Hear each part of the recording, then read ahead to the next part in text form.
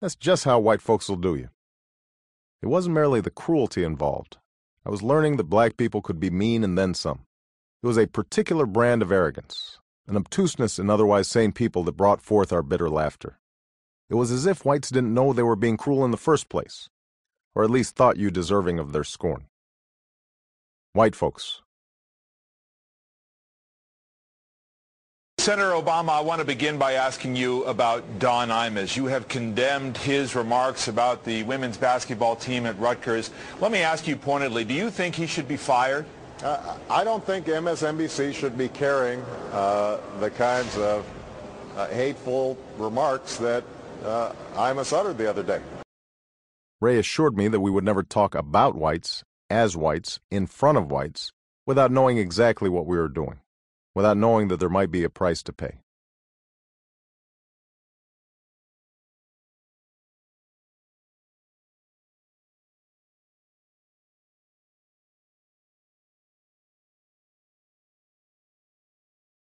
The polls are showing your husband is trailing Hillary 46% to 37% in the African American community. Mm-hmm.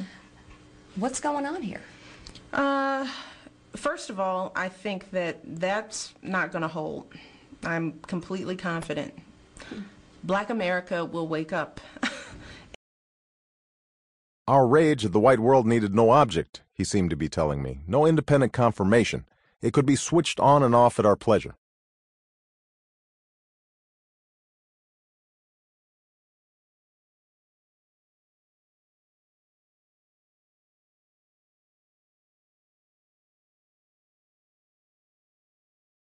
And yet, even as I imagined myself following Malcolm's call, one line in the book stayed with me.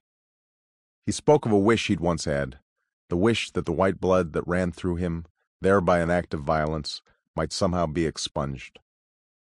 Well, Nora, something else happened in New Hampshire that we're still analyzing within the Barack Obama campaign. First of all, we're moving on to South Carolina. But there were tears that melted the granite state. And those tears that Mrs. Clinton cried on that day clearly moved voters. She somehow connected with those voters. But those tears also have to be analyzed. They have to be looked at very, very carefully in light of Katrina, in light of other things that Mrs. Clinton did not cry for, particularly as we head to South Carolina, where 45% of African Americans will participate in the Democratic contest, and they see real hope in Barack Obama.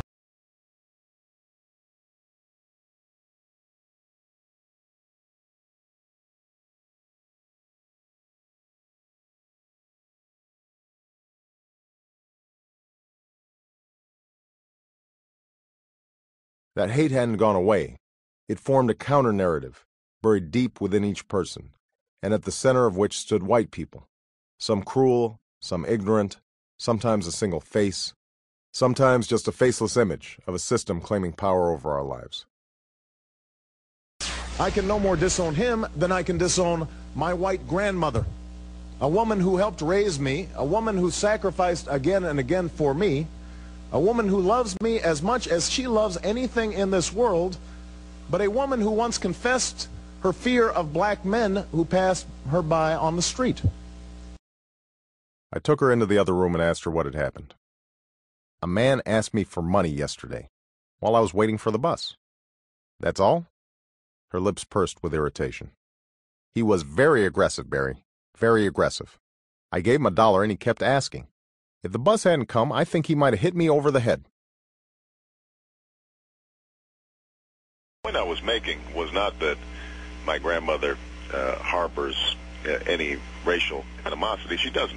Right. But she is a typical white person who, if she sees somebody on the street that she doesn't know, there's a reaction that's been bred into our experiences that don't go away and that sometimes come out in the wrong way. Actually, he's right, I said. It is a racist book. The way Conrad sees it, Africa's the cesspool of the world, black folks are savages, and any contact with them breeds infection. Regina blew on her coffee. So why are you reading it? Because it's assigned. I paused, not sure if I should go on. And because the book teaches me things, I said. About white people, I mean. See, the book's not really about Africa, or black people, It's about the man who wrote it. The European, the American, a particular way of looking at the world. If you can keep your distance, it's all there in what's said and what's left unsaid. So I read the book to help me understand what it is that makes white people so afraid. Their demons, the way ideas get twisted around. It helps me understand how people learn to hate. Black politicians less gifted than Harold discovered what white politicians had known for a very long time. That race baiting could make up for a host of limitations. A steady attack on the white race, the constant recitation of black people's brutal experience in this country, served as the ballast that could prevent the ideas of personal and communal responsibility from tipping into an ocean of despair. Yes, the nationalists would say, whites are responsible for your sorry state, not any inherent flaws in you.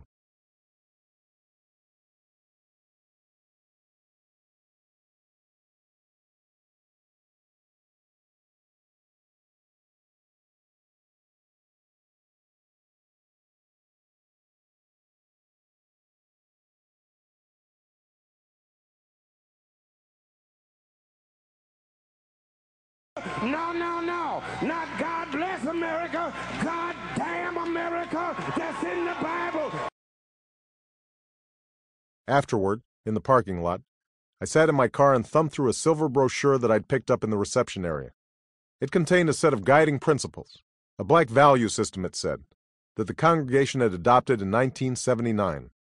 At the top of the list was a commitment to God, who will give us the strength to give up prayerful pacifism and become black Christian activists, soldiers for black freedom and the dignity of all humankind. Hillary was not a black boy raised in a single-parent home. Barack was. Barack knows what it means to be a black man living in a country and a culture that is controlled by rich white people. Hillary can never know that. Hillary ain't never been called a nigger. There was one particular passage, though, in Trinity's brochure that stood out. A commandment more self-conscious in its tone, requiring greater elaboration. A disavowal of the pursuit of middleclassness, the heading read.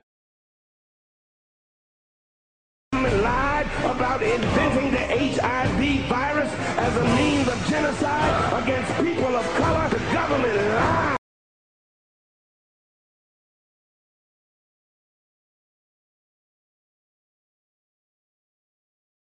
It is this world, a world where cruise ships throw away more food in a day than most residents of Port-au-Prince see in a year, where white folks' greed runs a world in need, apartheid in one hemisphere, apathy in another hemisphere. That's the world on which hope sits. Did you know that he had made these statements before the videotape appeared? You know, frankly, I didn't. I wasn't in church during the time that these statements were made. There is a man here who can take this country in a new direction.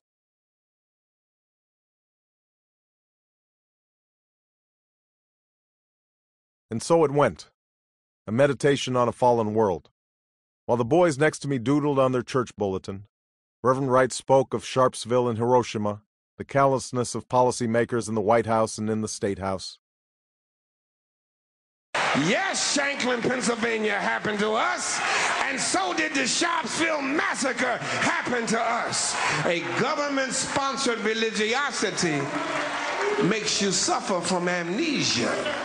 We bombed Hiroshima, we bombed Nagasaki, and we nuked far more than the thousands in New York and the Pentagon, and we never batted an eye. Most of the time, when I'm in church, he's talking about Jesus, God, faith, values.